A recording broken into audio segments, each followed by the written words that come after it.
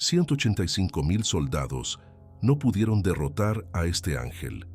La Biblia habla de la intervención de Dios en los asuntos de su pueblo, y la historia de Ezequías y sus numerosos enemigos es uno de los mayores ejemplos de ello. Ezequías era un hombre en marcado contraste con su terrible padre, Acaz.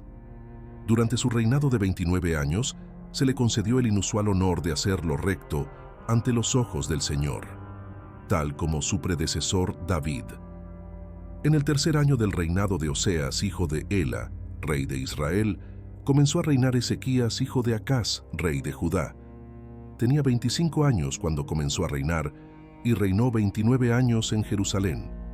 El nombre de su madre era Abi, hija de Zacarías.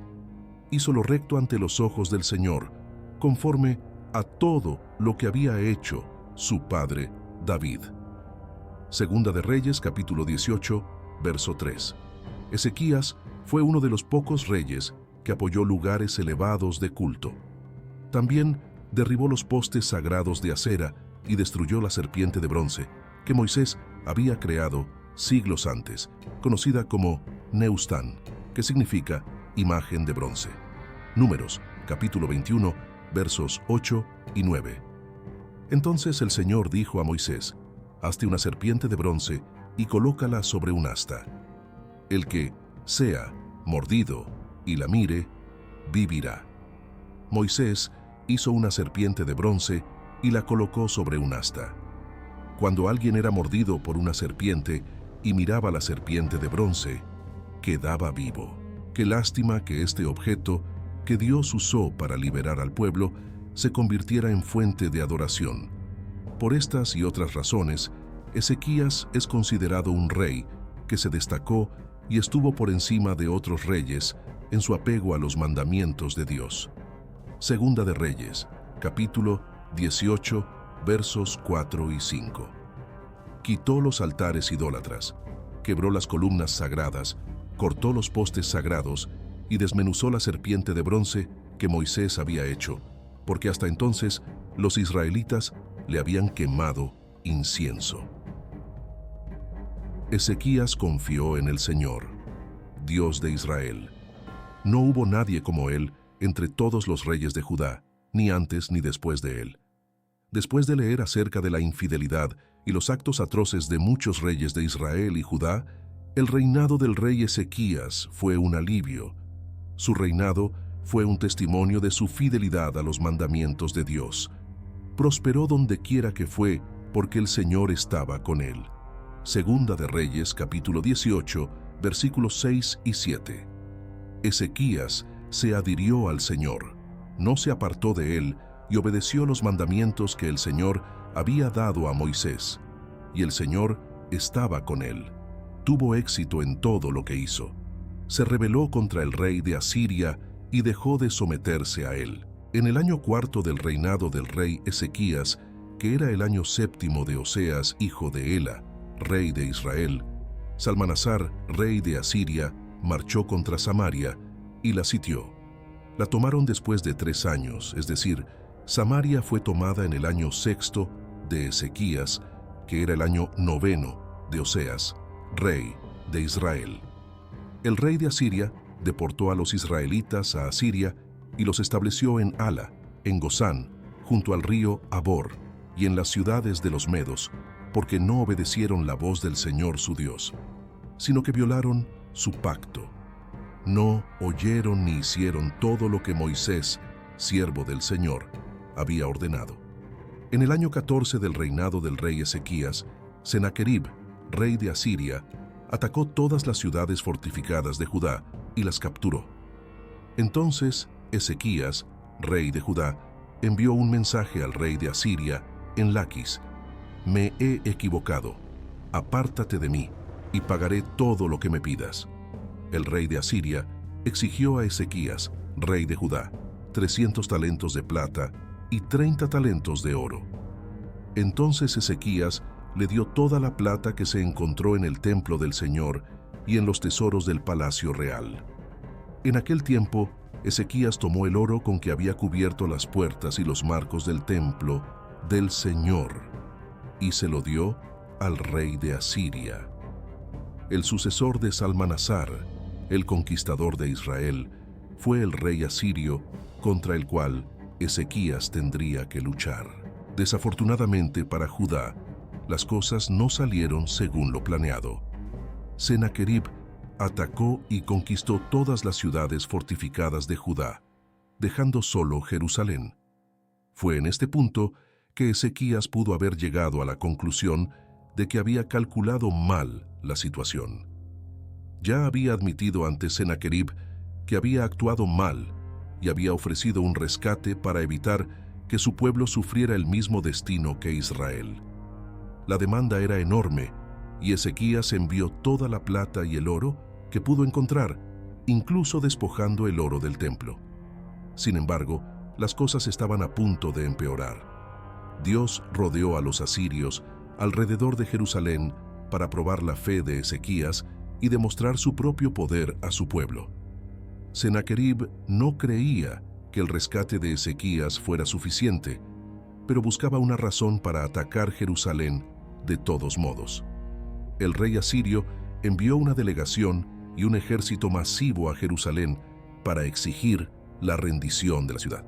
Entonces Ezequías, rey de Judá, dijo al rey de Asiria en Laquis: «Me he equivocado, apártate de mí, y te pagaré todo lo que me pidas». El rey de Asiria exigió a Ezequías, rey de Judá, 300 talentos de plata y 30 talentos de oro. Ezequías le dio toda la plata que se encontró en el templo del Señor y en los tesoros del palacio real. En aquel tiempo, Ezequías tomó el oro con que había cubierto las puertas y los marcos del templo del Señor y se lo dio al rey de Asiria. El rey de Asiria envió a Tártaro, Rabsaris y Rabsaces con un gran ejército desde Laquis al rey Ezequías en Jerusalén. Subieron y llegaron a Jerusalén, y cuando llegaron, se detuvieron junto al acueducto del estanque superior, en el camino del campo del batanero. Llamaron al rey, y salieron a recibirlos Eliaquim, hijo de Hilcías, mayordomo del palacio, Sebna, escriba, y Joa, hijo de Asaf, cronista. El Rabsaces les dijo: «Di a Ezequías, esto es lo que dice el gran rey, el rey de Asiria. ¿En qué basas tu confianza? Dices que tienes estrategia y fuerza para la guerra, pero estas son solo palabras vacías. ¿En quién confías para rebelarte contra mí? Mira ahora, tú estás confiando en Egipto, esa caña quebrada de bastón, que traspasa la mano del hombre y le hiere si en ella se apoya. Dime, confiamos en el Señor nuestro Dios. ¿No es Él aquel cuyos altares y santuarios derribó Ezequías, diciendo a Judá y a Jerusalén: «Delante de este altar debéis adorar en Jerusalén»? El portavoz de Sennacherib expuso lo que él creía que eran los hechos para lograr que Ezequías y su pueblo abrieran las puertas y se rindieran. En primer lugar, Egipto era un aliado inútil que no los libraría. Eso era cierto. En segundo lugar, estaba seguro de que el pueblo de Judá había enojado a su Dios al destruir los lugares de culto, es decir, los altares mayores y los altares prohibidos que Ezequías había demolido. Por supuesto, Ezequías hizo bien en demoler estos lugares, pero incluso los seguidores del rey probablemente cuestionaron sus acciones a la luz de lo que estaba sucediendo. En tercer lugar, el portavoz de Sennacherib le recordó que el ejército de Judá era demasiado débil para repeler al ejército asirio. Dado el esfuerzo de Ezequías por sobornar a Asiria, esto probablemente también era cierto. Finalmente, afirmó que el Señor mismo le había dicho que atacara y destruyera esa tierra, esencialmente diciendo: «Oye, tu Dios está de mi lado». Esto era mentira, pero a los desmoralizados habitantes de Jerusalén les podría haber parecido que tenía razón. Después de todo, sus vecinos del norte habían caído en manos de Asiria, y esos mismos crueles conquistadores estaban ahora a sus puertas. Entonces, Eliaquim, hijo de Hilcías, Sebna y Joa dijeron al Rabsaces: te ruego que hables a tus siervos en arameo, porque entendemos.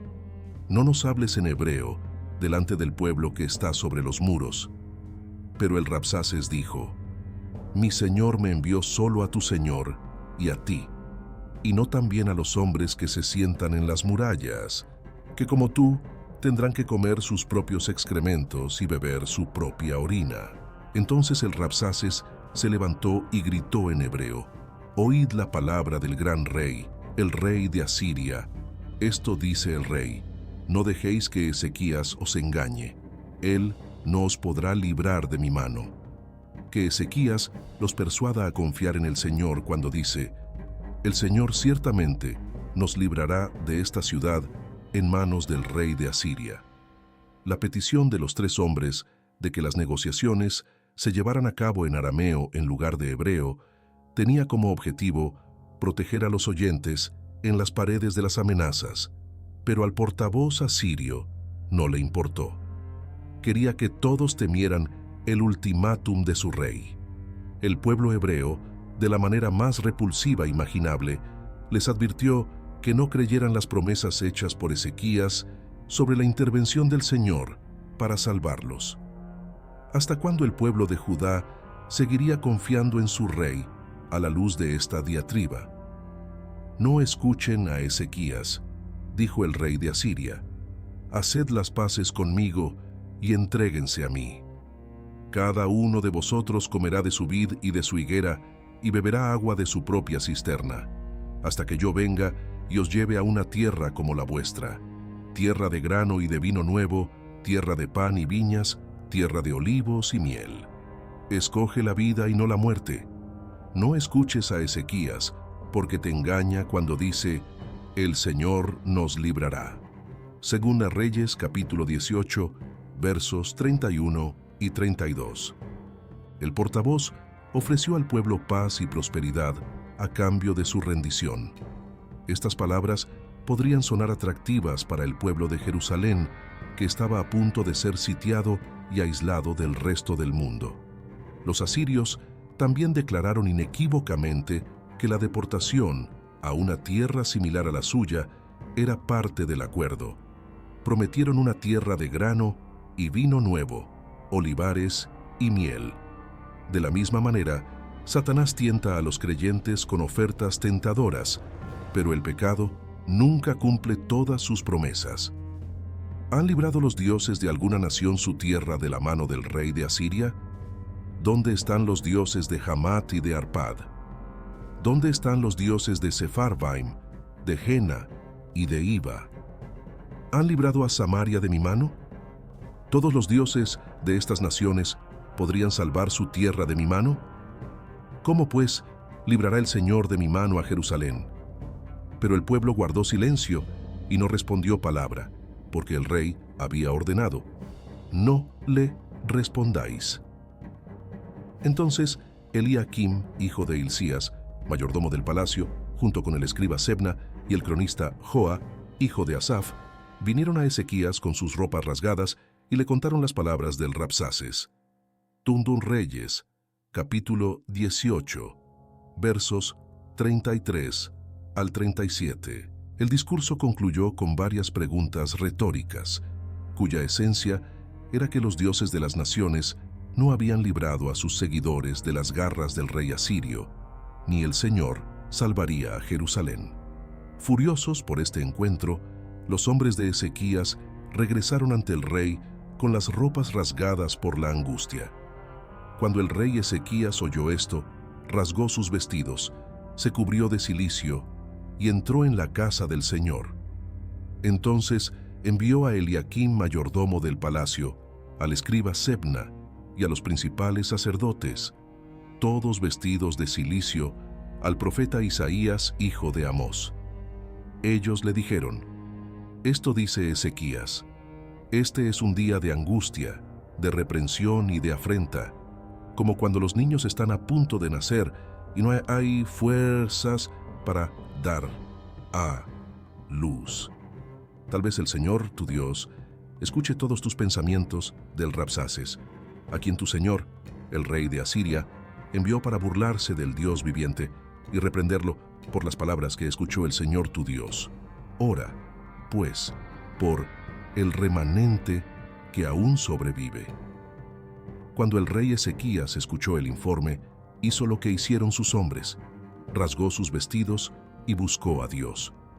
Debió haberse preguntado cómo se había producido un cambio tan terrible. Después de todo, había sido obediente a Dios, renovado la adoración en Judá, seguido las instrucciones del Señor y anteriormente prosperado como resultado de la providencia de Dios. Pero Dios guardó silencio en ese momento.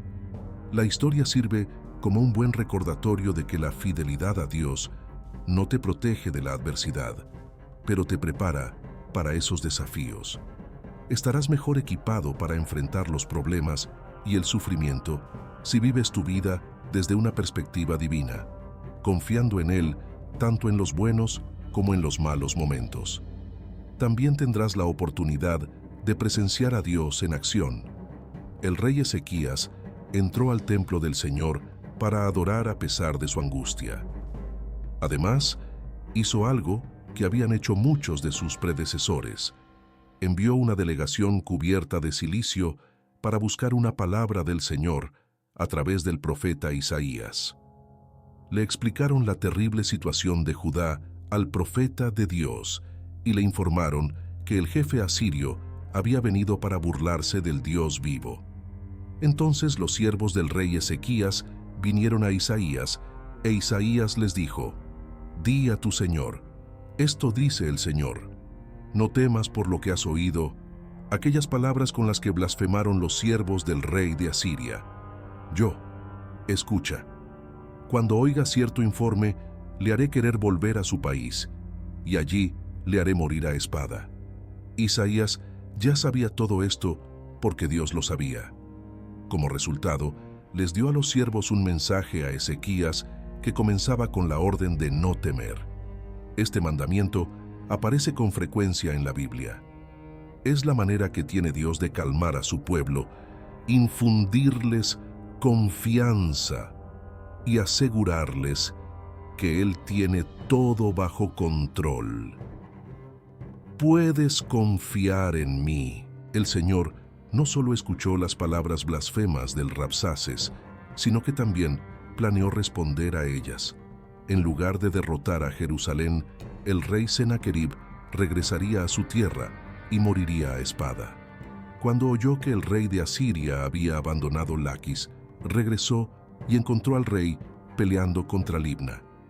Entonces el rey oyó que Tiraca, rey de Etiopía, había salido a pelear contra él, y envió de nuevo mensajeros a Ezequías diciendo: «Di a Ezequías, rey de Judá, no dejes que el Dios en quien tú confías te engañe». Cuando dice: «Jerusalén no será entregada en manos del rey de Asiria», seguramente has oído lo que los reyes de Asiria hicieron con todas las tierras, destruyéndolas por completo. ¿Y serás salvo? Te han librado del Edén los dioses de las naciones que fueron destruidas por mis predecesores, que estaban en Telasar.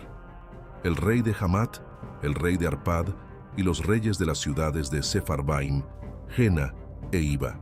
Segundo Reyes capítulo 19, versos 14 al 19. El portavoz real de Senaquerib, probablemente acampado en las murallas de Jerusalén, esperando una respuesta de Ezequías, recibió la noticia de que el rey había retirado su ejército de Laquis y estaba peleando en Libna, que estaba a 40 kilómetros al suroeste de Jerusalén. Senaquerib se enteró de que el rey de Cus se estaba preparando para pelear contra él, lo que hizo que el rey asirio desviara su atención de Jerusalén por un tiempo. Senaquerib se aseguró de que Ezequías supiera que regresaría, repitiendo las amenazas hechas anteriormente por su subordinado. Segundo Reyes, capítulo 19, versos 14 al 19. Entonces Ezequías tomó la carta de los mensajeros y la leyó. Subió a la casa del Señor y lo extendió delante del Señor. Ezequías oró ante el Señor: «Oh Señor, Dios de Israel, que entronizas sobre los querubines, solo tú eres Dios de todos los reinos de la tierra. Tú hiciste los cielos y la tierra. Inclina tu oído, oh Señor, y oye, abre tus ojos, oh Señor, y mira, y escucha todas las palabras de Sennacherib, que envió para insultar al Dios vivo. En verdad, oh Señor, los reyes de Asiria han devastado las naciones y sus tierras y arrojaron sus dioses al fuego. No eran dioses, sino obra de manos humanas, de madera y de piedra. Por tanto, Señor Dios nuestro, sálvanos de su mano, para que todos los reinos de la tierra sepan que solo tú, oh Señor, eres Dios. Cuando Ezequías leyó la carta de Sennacherib, no se rasgó la ropa en agonía. En cambio, la llevó al templo, la presentó ante Dios y oró. Ezequías oró al Señor Dios de Israel, entronizado sobre los querubines, reconociendo su sumisión al divino rey. Le recordó a Dios su relación especial con Israel, a diferencia de las supuestas relaciones entre los pueblos conquistados y los dioses falsos de las naciones derrotadas por Asiria. Sabía que ninguno de los dioses de las naciones había librado a su pueblo porque fueron creados por manos humanas y no tenían poder. Pero el Señor no es así. Él no es una creación humana, sino el creador del hombre. Él creó los cielos y la tierra. Ezequías vio la carta de Sennacherib como un ataque al carácter de Dios y le suplicó que se justificara a sí mismo y a su pueblo. Ezequías le recordó a Dios que conceder su petición traería gran gloria a Dios.